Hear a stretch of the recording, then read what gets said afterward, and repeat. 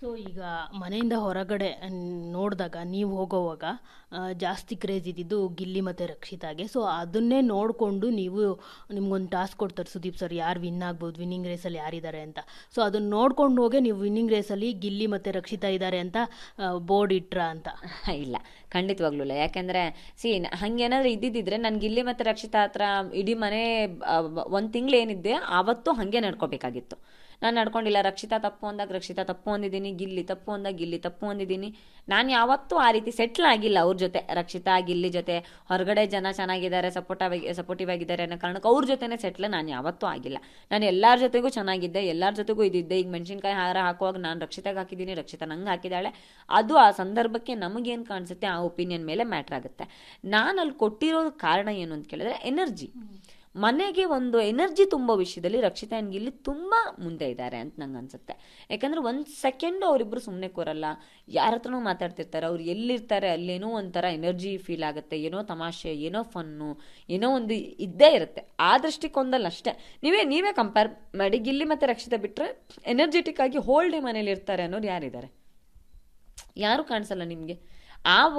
ಈಗ ultimately winning ರೇಸಲ್ಲಿ ಇರೋದಕ್ಕೆ ಒಂದಷ್ಟು ರೀಸನ್ಸ್ ಬೇಕಲ್ಲ. ನೀವು ಟಾಸ್ಕ್ ಆಡ್ತೀರಾ, ಮತ್ತೊಂದು ಆಡ್ತೀರಾ, ಅದೆಲ್ಲ ಆಚೆಗೆ.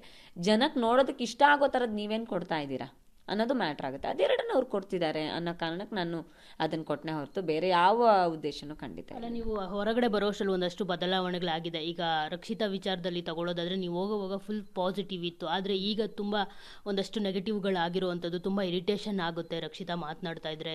ಎಲ್ಲೋ ಒಂದು ಕಡೆ ಕಾವ್ಯನ ಟಾರ್ಗೆಟ್ ಮಾಡಿ ಅವರು ಆಟ ಆಡ್ತಿದ್ದಾರೆ, ಅದು ಇದು ಅಂತ ಹೇಳ್ಬಿಟ್ಟು ಒಂದಷ್ಟು ತುಂಬ ನೆಗೆಟಿವ್ಗಳಾಗಿದೆ. ಸೊ ಅದ್ರ ಬಗ್ಗೆ ಹೇಳೋದಾದ್ರೆ ಏನು ಹೇಳ್ತೀರಾ? ಅಲ್ಲ, ನಂಗೆ ನೆಗೆಟಿವ್ ಆಗಿರೋದೇ ಗೊತ್ತಿಲ್ಲ ಫಸ್ಟ್ ಆಫ್ ಆಲ್. ಯಾಕಂದರೆ ಒಂದು ವಾರ ಪೂರ್ತಿ ಅವಳು ಸೀಕ್ರೆಟ್ ರೂಮಲ್ಲಿ ಇದ್ಲು.